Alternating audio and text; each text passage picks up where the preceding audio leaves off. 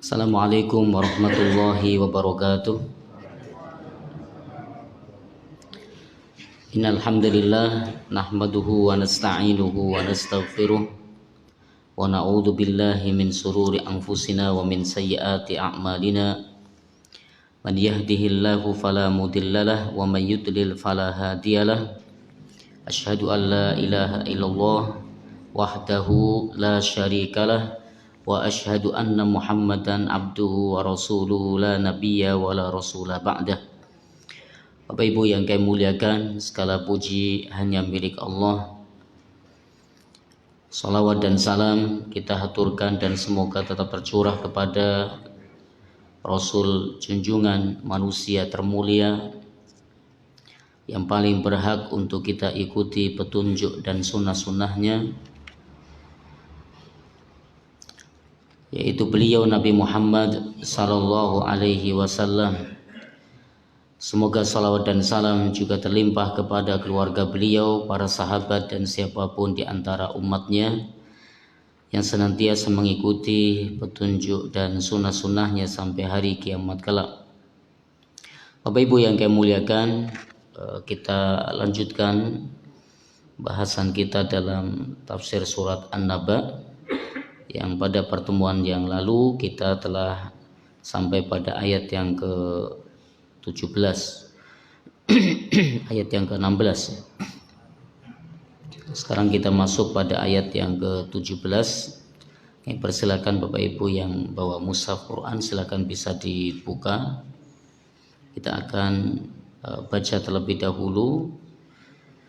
Kami baca dan Bapak Ibu sekalian dapat mengikutinya setelah kami.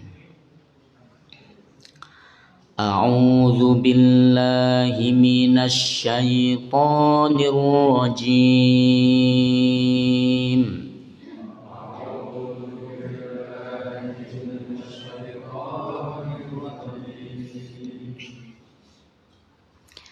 Inna yawmal fasli kana miqata.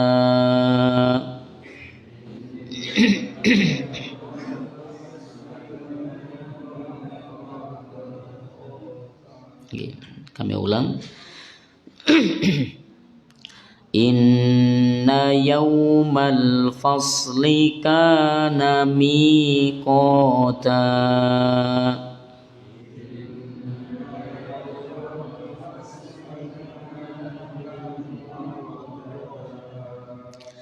Yawma yunfakhu fis-suri fata'tuna afwaja.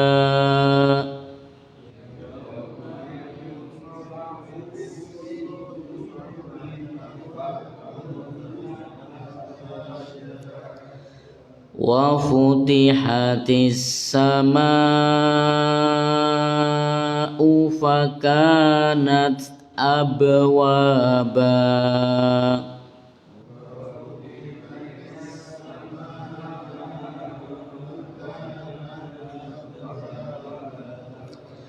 Wa suyyiratil jibalu fakanat saraba.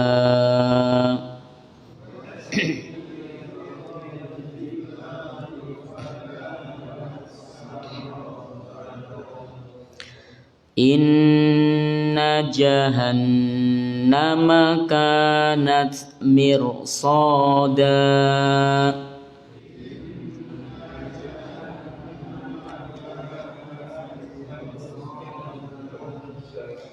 Lit-taghina ma'aba.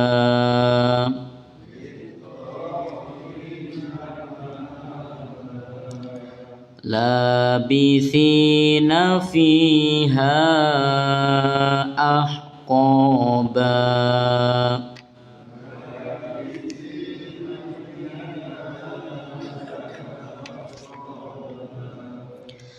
La yadhuquna fiha bardan ولا شرابا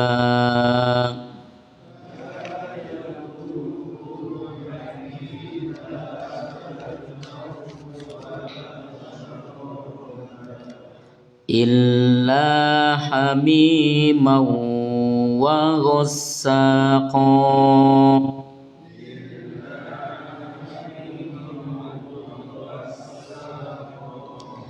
جزاء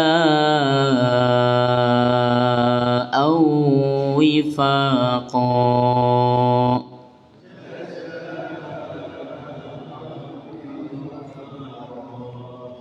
Baik, kita terjemahkan pada ayat yang ke-17. Inna, sesungguhnya, yauma, pada hari, al-fasli, keputusan, kana, adalah, miqatan, waktu yang telah ditetapkan. Yauma, pada hari, yungfahu, ditiup, fissuri, sangkakala, fatatuna, lalu kamu datang, afwajan, berkelompok-kelompok, wa futihati, dan dibukakan, as-sama'u, langit, fakanat, terdapatlah, abwaban, pintu-pintu, wasuyiroti, dan dijalankan, al-jibalu, gunung-gunung, fakanat, maka menjadilah, saroban, fata morgana, inna, sesungguhnya, jahannama, neraka jahannam, kanat, adalah, mirsadan, tempat pengintai, litoghina, bagi orang-orang yang melampaui batas, ma'aban, tempat kembali, labithina, mereka akan tinggal, fiha, di dalamnya, ahqaban, berabad-abad lamanya. Bapak Ibu yang kami muliakan, kita pelajari pada ayat yang ke-17. Setelah Allah menyebutkan tentang beberapa nikmat yang Allah berikan kepada orang-orang musyrik yang mereka dapatkan di dunia, dan itu mudah bagi Allah untuk memberikannya, seakan-akan Allah mengatakan, ya, bagi Allah mudah memberikan kenikmatan itu semua. Bagi Allah mudah seandainya Allah menghendaki mencabut semua nikmat itu semua. Apalagi sekedar mematikan atau menghidupkannya kembali mereka setelah kematiannya, maka bagi Allah amat sangatlah mudah. Kemudian Allah Subhanahu wa taala menyebutkan tentang peristiwa yang bakalan terjadi pada hari kiamat, di mana Allah menyebutkan inna yaumal fasli kana miqatan. Sesungguhnya hari keputusan itu adalah waktu yang telah ditetapkan. Di sini kita bisa mendapati bahwa di antara nama-nama hari kiamat adalah Yaumal Fasl. Ya, Yaumal Fasl, hari keputusan. Kita ketahui bahwa hari kiamat ini memiliki beberapa nama dan masing-masing nama memiliki sifat yang berbeda-beda.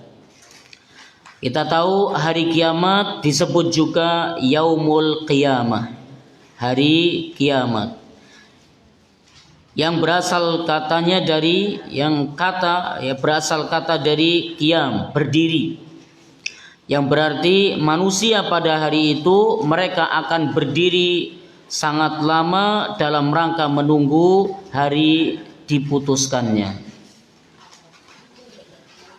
Begitu pula mereka disebut dengan Yaum Al-Fasl, Yaum Al-Fasl, hari keputusan.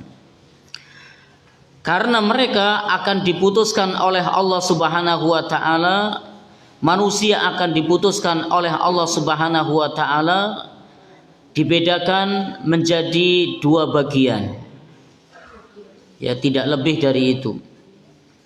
Yang pertama adalah ashabul jannah, adalah calon penghuni surga. Yang kedua ashabun nar, calon penghuni neraka. Manusia hanya akan diputuskan menjadi dua ini. Ya, sebagian mereka akan menjadi penghuni surga, sebagian mereka akan menjadi penghuni neraka. Maka disebut dengan Yaumal Fasl, ini hari keputusan. Keputusan artinya hari pembeda, membedakan. Yang ini kelompok ahli surga, yang ini kelompok ahli neraka. Yang ini kelompok yang benar, ini kelompok yang keliru. Ini kelompok yang hak, ini yang batil. Ini yang lurus, ini yang bengkok. Ini yang jelas, ini yang kotor, yang abu-abu. Jadi cuma dibedakan menjadi dua itu saja. Ini yang benar, ini yang salah. Ini yang selamat, ini yang enggak selamat. Ya, akan dibedakan menjadi dua. Itu disebut Yaumal Fasl. Maka pada hari itu setiap yang melekat pada diri manusia semua akan dicopot. Jabatannya, kedudukannya, kehormatannya, ya, statusnya, semua akan dicopot. Tidak ada lagi status mana yang kaya, mana yang miskin, ya, mana yang punya jabatan, mana yang tidak, mana yang punya kedudukan, mana yang tidak, ya, mana yang pemimpin, mana yang rakyat. Semua sudah dicopot oleh Allah Subhanahu wa taala.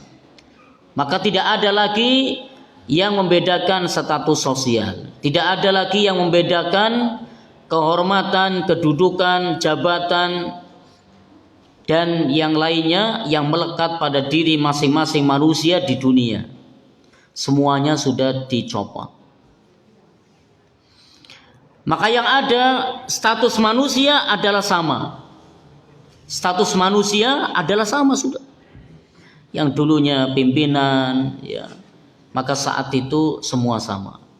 Yang dulunya Perdana Menteri, Presiden, maka saat itu sama. Yang dulunya dihormati, maka saat itu statusnya semuanya sama. Yang dulunya jenderal ataupun yang lainnya, maka saat itu sama. Tidak ada lagi yang membedakan status sosial. Lalu diputuskan oleh Allah Subhanahu wa taala hanya menjadi dua sudah. Ya. Kelompok ahli surga dan kelompok ahli neraka. Ini Bapak Ibu sekalian yang dimuliakan oleh Allah Subhanahu wa taala. Inna yaumal fasli kana miqata. Sesungguhnya pada hari itu, ya, sesungguhnya pada hari keputusan adalah hari yang telah ditetapkan oleh Allah Subhanahu wa taala. Ya, karena memang terjadinya hari kiamat itu telah ditetapkan waktunya. Hanya saja kapan terjadi tidak ada yang mengetahuinya. Nabi SAW hanya memberitahu kepada kita Tidaklah akan terjadi hari kiamat kecuali hari Jumat. Cuman hari Jumat kapan? Ya, hari Jumat kapan? Minggu keberapa? Bulan apa? Tahun berapa? Tanggal berapa? Itu tidak diketahui. Namun ketetapan harinya sudah hari Jumat.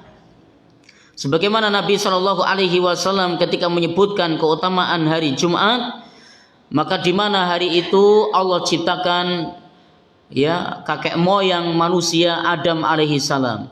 Hari itu pula Allah masukkan ke dalam surga. Hari itu pula Allah turunkan ke bumi ini. Hari itu pula tidak akan terjadi hari kiamat kecuali pada hari itu, yaitu hari Jumat.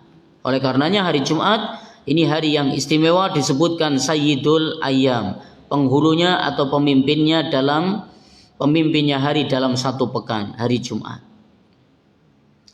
Nah, artinya hari kiamat sudah Allah tetapkan miqatan, ya, hari yang sudah Allah tetapkan, yaitu hari Jumat.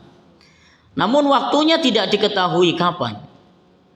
Sebagaimana malaikat Jibril ketika bertanya kepada Nabi Shallallahu Alaihi Wasallam, ya, akhbirni anisa'ah, wahai Muhammad, kabarkan kepadaku tentang hari kiamat. Apa jawaban Nabi? Mal mas'ulu anha bi'a'lama minas sa'il.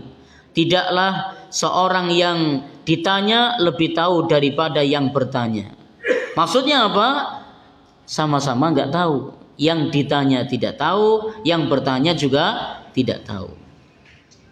Maka kalau Nabi Shallallahu Alaihi Wasallam tidak tahu kapan terjadinya hari kiamat, malaikat Jibril juga tidak tahu kapan terjadinya hari kiamat, apalagi kita sebagai manusia biasa yang nggak bisa apa-apa, yang nggak punya apa-apa kecuali Allah beri.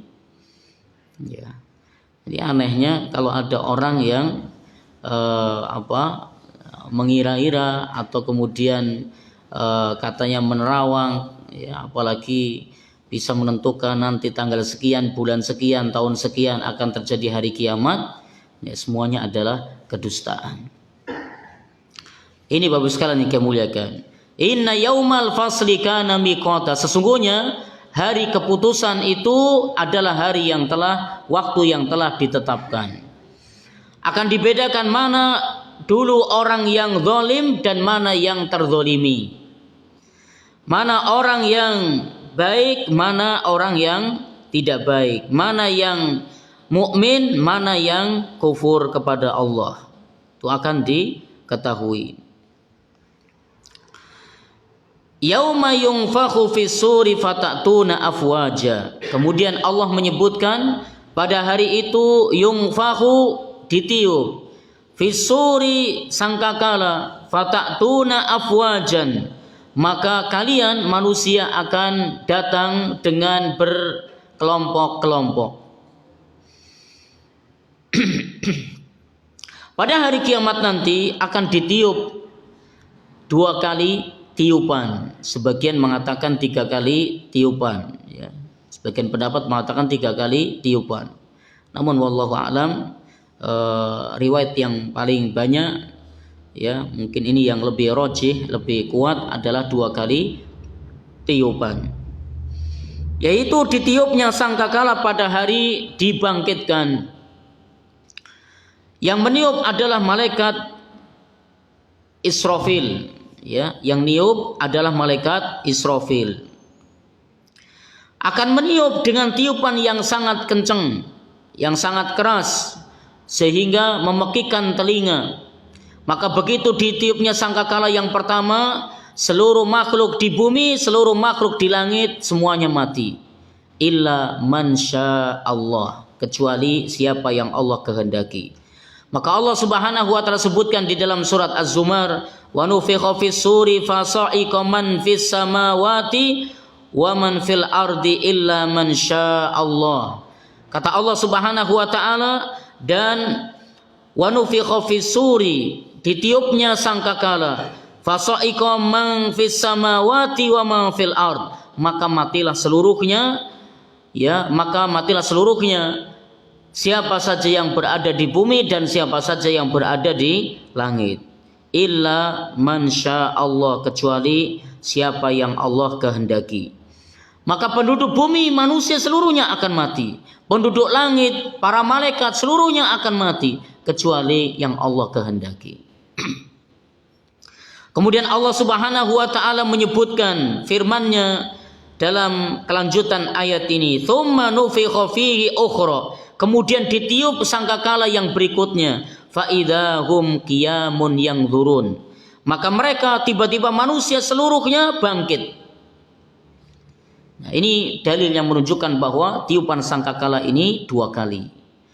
Ya, tiupan yang pertama maka seluruh manusia, seluruh penduduk bumi dan langit akan mati. Dan tiupan yang kedua, ya, maka mereka akan dibangkitkan kembali. Jarak antara tiupan yang pertama dengan tiupan yang kedua disebutkan oleh Nabi SAW, jaraknya adalah 40. Arba'in. Namun arba'in apa? 40 apa? 40 hari kah? 40 jam, 40 menit, atau 40 tahun tidak disebutkan secara jelas. Intinya jaraknya adalah 40. Namun 40 apa? Wallahu a'lam. Tidak diketahui. Ini jarak antara ditiupnya sangkakala yang pertama dengan sangkakala yang kedua. Fa'idahum qiyamun yanzurun. Ketika ditiup sangkakala yang kedua maka mereka akan bangkit seluruhnya. Manusia akan bangkit seluruhnya. Fata'tuna afwaja. Kata Allah Subhanahu wa taala, maka kalian akan datang kepada kami dalam keadaan berkelompok-kelompok. Nah, itulah kondisi manusia pada hari dibangkitkan dari tiupan sangkakala yang kedua. Allah Subhanahu wa taala menyebutkan demikian. Wa futihatis sama'u fakanat abwaba. Lalu dibukalah langit, fakanat abwaba, maka menjadi atau terlihat pintu-pintu yang jumlahnya sangat banyak.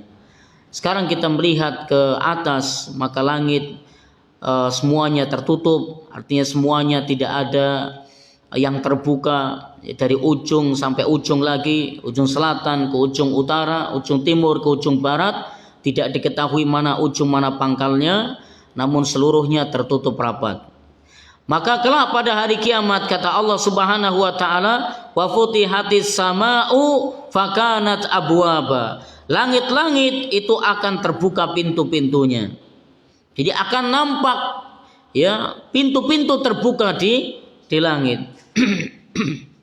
Dan saat itu maka para malaikat pun akan turun dengan secara berbondong-bondong, akan turun dari langit sebagaimana Allah Subhanahu wa taala katakan, ya, melalui lisan Nabi sallallahu alaihi wasallam dalam sebuah hadis, inni ara ma la tarawna, sesungguhnya aku melihat apa yang kalian tidak melihatnya, wa asma'u ma la tasma'un, dan aku mendengar apa yang kalian tidak mendengar. Kata Nabi, at-tatis sama'u wa haqqalaha antaitu. Kata Nabi sallallahu alaihi wasallam, langit itu akan terasa berat dan pantas bagi langit untuk terasa berat. Ini menunjukkan bahwa penduduk langit jumlahnya amat sangat banyak, yaitu para malaikat. Ma fiha maudi'u arba'i asabi'a illa alaihi malakun sajidun. Kata Nabi sallallahu alaihi wasallam, tidaklah di langit ada tempat satu jengkal, ada tempat 4 jari, setiap 4 jari di langit, kecuali di situ ada malaikat yang sedang bersujud. Ya, anggaplah misalnya, katakanlah ini meja ini, ya, tempat yang ada di langit. Maka tidaklah setiap 4 jari di langit ini kecuali ada malaikat yang sedang bersujud. Ini kan menunjukkan jumlahnya sangat banyak sekali. Ya, jumlah malaikat itu amat sangat banyak sekali. Makanya ketika disebutkan oleh Nabi Shallallahu Alaihi Wasallam, ya, sebutkan oleh Allah Subhanahu Wa Taala, wa haqqalaha antaitu. Langit ini pantas merasa keberatan karena saking banyaknya penduduk langit. Jadi malaikat jumlahnya amat sangat banyak. Ya, seperti yang digambarkan oleh Nabi Shallallahu Alaihi Wasallam, di atas langit yang ketujuh ada Baitul Ma'mur, di mana di situ tempat di mana para malaikat sholat di sana. Setiap hari ada 70.000 malaikat yang sholat di sana. Begitu sekali datang maka tidak akan kembali yang kedua kalinya. Artinya tiap hari ganti malaikat, 70.000 malaikat. Kali berapa ratus tahun, kali berapa ribu tahun. Ya. Maka menunjukkan jumlah malaikat amat sangat banyak. Maka malaikat ketika itu akan turun berbondong-bondong. Kata Nabi Shallallahu Alaihi Wasallam, "At-totis sama'u, langit itu akan bersuara keras." Sehingga Nabi Shallallahu Alaihi Wasallam mengatakan, "Wa asma'u la tasma'un." Aku mendengar apa yang kalian tidak mendengar. Apa maksudnya? Suara langit bergemuruh. Saking banyaknya penduduk langit, maka suara bergemuruhnya itu kencang sekali. Dan Nabi Shallallahu Alaihi Wasallam mendengar apa yang tidak kita dengar. Artinya suara gemuruhnya langit Nabi SAW mendengarnya, tapi kita tidak mendengarnya. Suara gemuruh biasanya ketika banyak penduduknya. Ya, ketika kita di satu tempat banyak orang semuanya ngobrol, kan suara terdengar dari luar, suara obrolan, ya, gemuruh banyak orang lagi ngobrol. Nah, ini begitu pula langit demikian, saking banyaknya penduduk langit, yaitu para malaikat, maka suara gemuruh mereka itu terdengar. Namun Allah menjadikan manusia seluruhnya tidak bisa mendengar. Hanya Nabi Shallallahu Alaihi Wasallam yang bisa mendengar. Ya, Bapak Ibu sekalian yang kami muliakan, ketika langit-langit itu pecah, langit itu terbuka, maka para malaikat pun akan turun dari langit. Kata Allah Subhanahu wa taala dalam surat Al-Furqan, "Wa yauma tashaqqaqu sama'u bil ghamami wa nuzzilal malaikatu tanzila." Dan ingatlah ketika langit itu pecah, mengeluarkan kabut putih, maka para malaikat itu akan turun secara bergelombang-gelombang. Ya, karena saking banyaknya, maka malaikat akan turun. Dan Nabi Shallallahu Alaihi Wasallam, Allah Subhanahu Wa Taala mengabarkan kepada kita, ya, sebelum langit itu pecah, artinya sebelum terjadinya hari kiamat pun, beberapa waktu malaikat sudah turun ke bumi dalam jumlah cukup banyak. Di antaranya adalah ketika sepertiga malam terakhir, para malaikat turun seperti jumlah kerikil yang ada di bumi. Lalu ketika Lailatul Qadar, ya, Lailatul Qadar, para malaikat pun turun ke bumi termasuk malaikat Jibril. Ya, sebagaimana Allah Subhanahu wa taala mengatakan, "Inna anzalnahu fi lailatul qadr wa ma adraka ma lailatul qadr. Lailatul qadri khairun min alfi syahr. Tanazzalul malaikatu warruhu fiha." Tanazzalu al malaikatu warruhu fiha. Maka para malaikat pada malam itu turun ke bumi, begitu pula malaikat Jibril. Ya, maka menunjukkan banyaknya malaikat yang turun ke bumi di malam Lailatul Qadar. Bapak Ibu yang kami muliakan, sebagian pendapat mengatakan langit pada saat itu terbelah menjadi beberapa potongan-potongan sebagaimana potongan kayu. Nah, ini kejadian pada saat itu. Langit akan terbelah dan terpotong-potong. Wasuyiratil jibalu fakanat saroba. Dan wasuyirati, dijalankanlah gunung itu. Pada pertemuan yang lalu kita bahas ayat sebelumnya di mana gunung itu sebagai pasak. Sebagai pasak, layaknya sebuah pasak itu mesti ditancapkan ke bawah. Ditancapkan ke bawah dan yang muncul di permukaan bumi hanya sedikit. Dan seperti itulah gunung. Menancapnya ke bawah lebih banyak daripada yang menonjolnya ke atas. Jadi apa yang kita lihat, Gunung Merapi ini yang tidak jauh dari kita, nampak gagah perkasa, ya, berdiri tegak di sana, besar, menjulang tinggi. Itu ternyata hanya sebagian kecil daripada yang menancapnya ke bawah. Karena itu Allah jadikan gunung sebagai pasak. Maka ketika hari kiamat, yang terjadi pada gunung adalah wasuyiratil jibal. gunung ini akan dicabut dari pasaknya. Lalu kemudian wasuyiratil jibal, maka gunung ini akan dijalankan oleh Allah Subhanahu wa taala. Dicabut kemudian dijalankan oleh Allah Subhanahu wa taala. Lalu dibenturkan ya atau ditabrakkan. Setelah itu kata Allah Subhanahu wa taala fakanat saroban. Begitu dibenturkan, dihancurkan, maka gunung ini akan hancur lebur seperti awan. Ya, seperti awan, seperti warna putih. Sehingga terlihat dari jauh seperti fata morgana. Saking banyaknya debu yang berhambur-hamburan, maka dari jauh seperti fata morgana. Fata morgana kan seperti terlihat ada air, ternyata bukan air. Nah, seperti itulah gunung akan dijadikan oleh Allah Subhanahu wa taala. Nah, setelah bumi itu gunung ini dicabut dari pasaknya kemudian dihancurkan oleh Allah Subhanahu wa taala, maka saat itulah bumi akan digantikan dengan bumi yang lain. Ya, bumi sudah hancur. Ya, sebagaimana Allah sebutkan idza zulzilatil ardu zilzalaha wa akhrajatil ardu athqalaha. Ya, ketika bumi itu digoncang dengan sekuat goncangannya kemudian mengeluarkan isi perutnya, artinya bumi ini sudah hancur. Maka Allah Subhanahu wa taala ganti dengan bumi yang baru, di mana bumi yang baru ini sifatnya adalah terhampar dan tidak ada bangunan atau sesuatu di atasnya. Kalau bumi yang sekarang ini kan ada gunung-gunung di atasnya sebagai pasak bumi. Namun kelak bumi yang baru, bumi yang telah Allah ganti dengan bumi yang baru ini sifatnya terhampar seperti ini. Nggak ada bangunan di atasnya, tidak ada. Tidak ada bangunan, tidak ada pepohonan, tidak ada gunung, nggak ada. Maka kata Allah Subhanahu wa taala dalam surat Ibrahim, Allah menyebutkan yauma tubaddalul ardu ghairal ardi. Pada hari itu di mana Allah menggantikan bumi dengan bumi yang lain.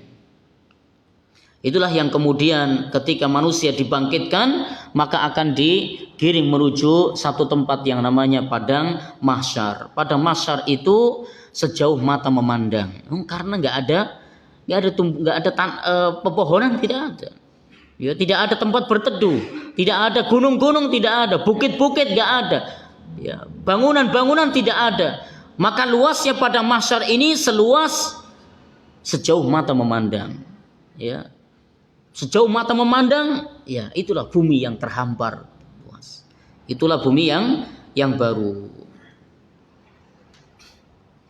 Jadi bumi yang datar, tidak ada tempat yang menjulang, tidak ada tempat yang seperti ini, lembah, tidak ada. Ya kalau sekarang kan bumi masih ada tempat yang tinggi, tempat yang dataran rendah, dataran tinggi. Maka bumi yang baru nanti sifatnya datar, maka tidak ada yang menjulang, tidak ada lembahnya. Semua gunung sudah dihancurkan oleh Allah. Maka Allah Subhanahu wa taala menyebutkan dalam ayatnya yang lain wa yas'alunaka 'anil jibal. Maka mereka bertanya-tanya kepada engkau wahai Muhammad tentang gunung-gunung. Fakul yansifuha rabbi nasfan. Maka katakanlah wahai Muhammad, Tuhanku akan menghancurkan gunung tersebut pada hari kiamat sehancur-hancurnya. Maka gunung yang besar, yang tinggi menjulang yang kita saksikan saat ini, maka kelak akan menjadi hancur seperti debu yang berterbaran. Maka Allah menyebutkan dalam ayatnya yang lain, yauma yakunul jibalu kal ihnil manfus. Pada hari itu di mana gunung-gunung itu akan dihambur-hamburkan. Kal ihnil manfus, seperti debu yang berterbangan. Lalu setelah itu Allah Subhanahu wa taala menyebutkan inna jahannama kanat mirsada. Ya, sesungguhnya neraka jahanam sebagai pengintai. Sesungguhnya neraka jahanam itu sebagai tempat pengintai. Setelah Allah menyebutkan dahsyatnya kejadian hari kiamat, langit terbelah, ya bahkan langit terpotong-potong, para malaikat turun berbondong-bondong, kemudian gunung dicabut dari pasaknya, kemudian dihancurkan sehancur-hancurnya. Bumi akan dihancurkan oleh Allah, diganti dengan bumi yang datar, yang baru. maka Allah menyebutkan tentang neraka jahanam. Ya, tentang neraka jahanam. Ini menunjukkan bahwa tempat kembalinya manusia adalah ini, sebagian manusia. Sebagian manusia tempat kembalinya adalah surga Allah, namun sebagian yang lain kembalinya adalah neraka jahanam. Allah sifati neraka jahanam ini sebagai tempat pengintai. Ya, kenapa? Karena penjaga neraka jahanam ini sudah mengintai mana ini calon penghuninya. Sudah diintai oleh penjaga neraka jahanam. Terutama ketika nanti manusia melewati sirat, ya, melewati sirat. Sirat ini adalah jalan yang sangat kecil, maka manusia akan melewati jalan tersebut. Di bawahnya neraka jahanam. Jadi jembatan, ya, sirat ini jembatan yang terbentang di atas neraka jahanam. Maka penjaga-penjaga neraka kan sudah mengintai. Ini siapa nih calon penghuninya? Allah Subhanahu wa taala menyebutkan siapa yang diintai.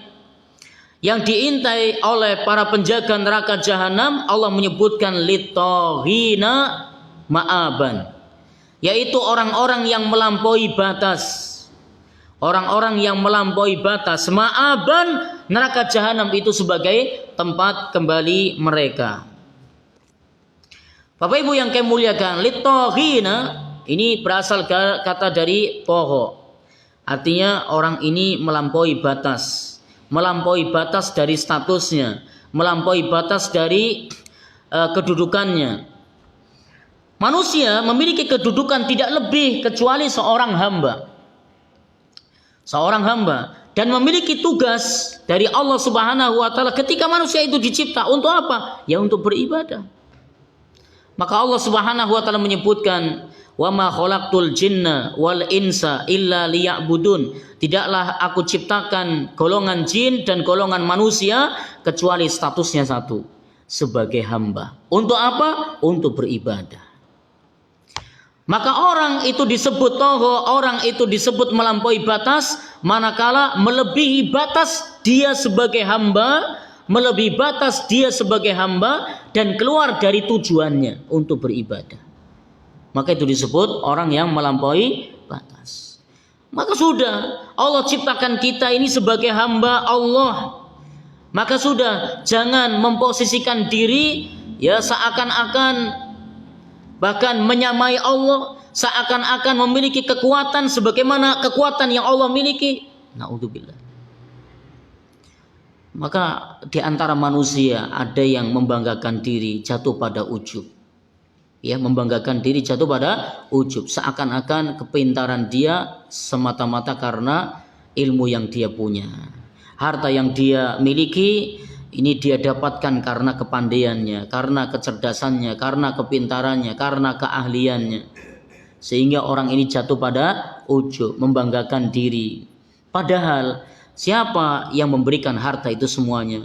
Siapa yang memberi kepintaran? Siapa yang memberikan ilmu? Siapa yang memberi kepandaian? Siapa yang memberi kepintaran, keahlian? Tidak lain adalah Allah Subhanahu wa taala. Maka berarti orang ini sudah melampaui batas statusnya dia sebagai seorang hamba. Ya, dia melampaui batas statusnya diri sebagai hamba. Orang yang ketika beribadah dia mengharap pujian dari manusia. Mengharap pujian dari manusia. Tugas dia, tugas kita ini sebagai seorang hamba ya beribadah hanya untuk Allah. Bukan dikarenakan karena manusia pengen dapat pujian lah dari si A, dari si B, dari keluarga, dari kawan, dari kerabat, tidak. Yang kita harap itu cuman ridho dan pahala dari Allah. Kan tugas kita seperti itu sudah. Tidak ngarep-ngarep yang lain dalam ibadah kita.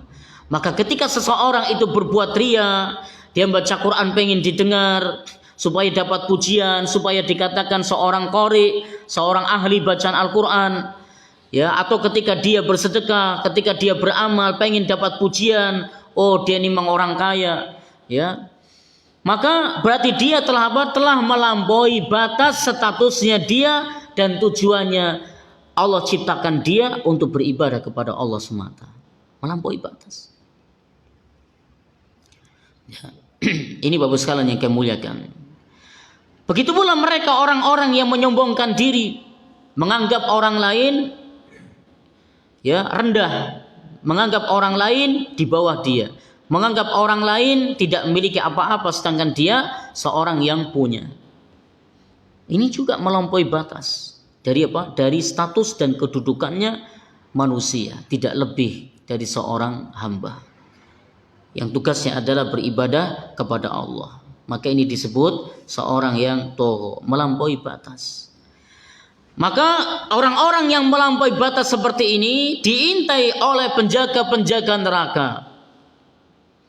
Inna jahannama kanat mirsada, sesungguhnya neraka jahanam itu sebagai tempat pengintai. Siapa yang mengintai? Para penjaga neraka. Ketika manusia dipersilakan untuk melewati sirat, jembatan di atas neraka jahanam, maka penjaga-penjaga neraka sudah mengintainya. Litoghina ma'aban, ya, untuk orang-orang yang melampaui batas. Yaitu di muka bumi ini yang mereka melampaui batas, maka sudah ditunggu oleh neraka jahanam.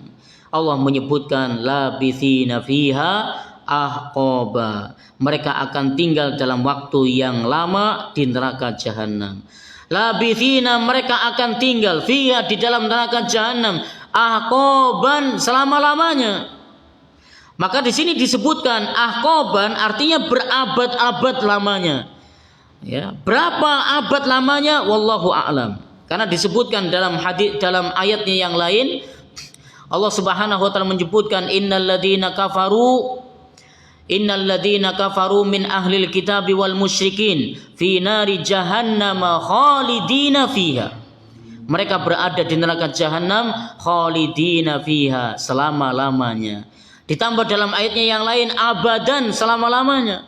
Nah, kalau sudah tinggal di situ selama-lamanya, ini berapa lama? 1000 tahunkah? Atau 100.000 tahunkah? Tidak ada batasan waktunya. Tidak ada batasan waktunya. Nah. Karena sebagian ulama mengatakan ahqaban, kata ahqaban ini jamak dari hakub, ya. Artinya apa? Hakub atau ahqaban ini lamanya 70 tahun, 80 tahun, ada yang mengatakan 300 tahun. Tapi Bapak Ibu yang kami muliakan, kita perlu tahu bahwa waktu di akhirat itu berbeda dengan waktu di dunia. Ya, waktu di akhirat itu beda dengan waktu di dunia.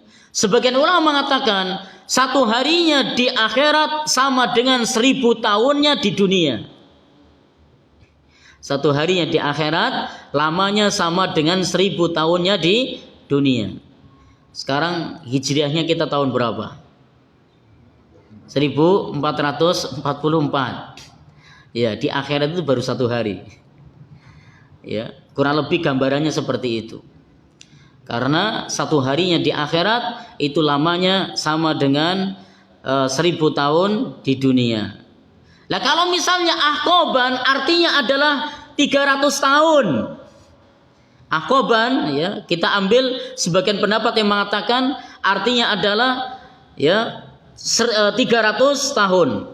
Satu tahun ada berapa hari? Ada berapa di dalam setahun? Satu bulan misalnya ada 30 hari katakanlah. Ya, setahun 12 bulan. Berarti ada berapa hari dalam satu tahun? 360 tahun. 360 tahun kali 1000. Jadi berapa? Berapa? 36.000 atau 360.000? 360.000. Ya, itulah satu harinya. Itu satu tahunnya di akhirat. Nah, kalau kali 300 tahun, ya sudah susah dihitung. Itulah Bapak sekalian yang kami muliakan, ya. Maka ahqaban itu pendapat sebagian ulama mengatakan 70, 80 sampai 300 tahun. Maka ya alhamdulillah, mumpung kita ini masih diberi kesempatan di dunia, jangan sampai kita menjadi orang-orang yang melampaui batas dari status kita, dari tujuan kita. Kita ini statusnya adalah hamba. Ya sudah. Maka kita tidak melewati dari status kita sebagai seorang hamba. Dan kita tugasnya cuma satu, untuk ibadah. Ya, kita sudah tahu ibadah ini tidak semata-mata sholat, ya, puasa. Namun seluruh aktivitas kita ini bisa masuk dalam rangka ibadah. Karena setiap ucapan, setiap perbuatan yang Allah ridhoi, maka berarti disebut dengan ibadah.